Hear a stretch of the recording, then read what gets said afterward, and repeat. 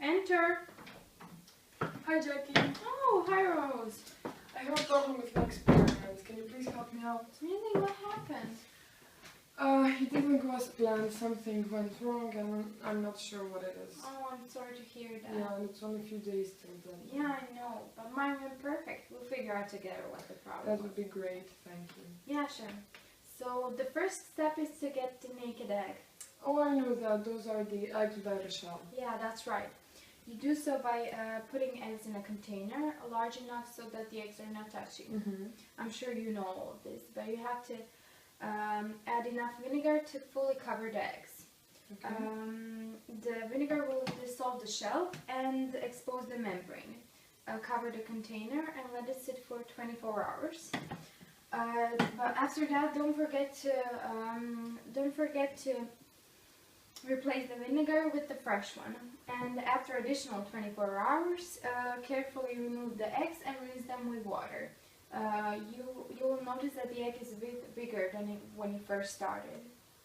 I see now that I made a couple of mistakes. For example, I didn't cover the container and I didn't put the concentrated vinegar, but water with a bit of vinegar. That was probably the problem. But let's discuss further. After you dissolve the eggshell, you'll notice that the egg is surrounded by a membrane. Yeah. This membrane is selectively permeable, so which means it lets some molecules move through and blocks others.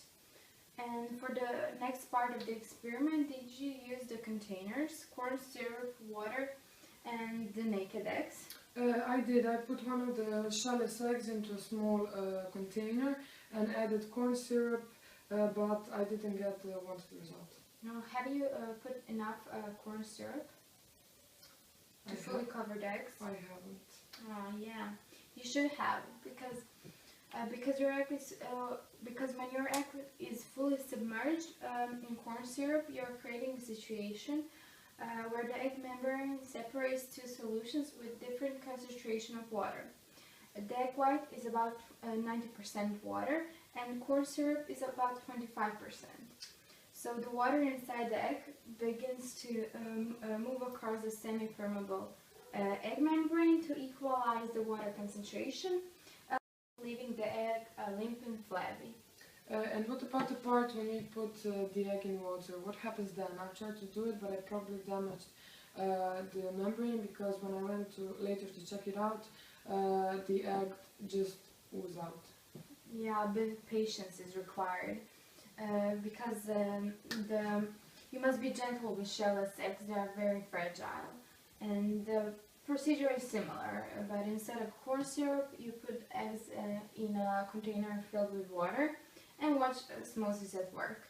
The egg will swell as the water moves inside and get larger. Thank you, Jacky. You've been a great help. I'm sure I'll ace this project. No problem, anytime, Rose.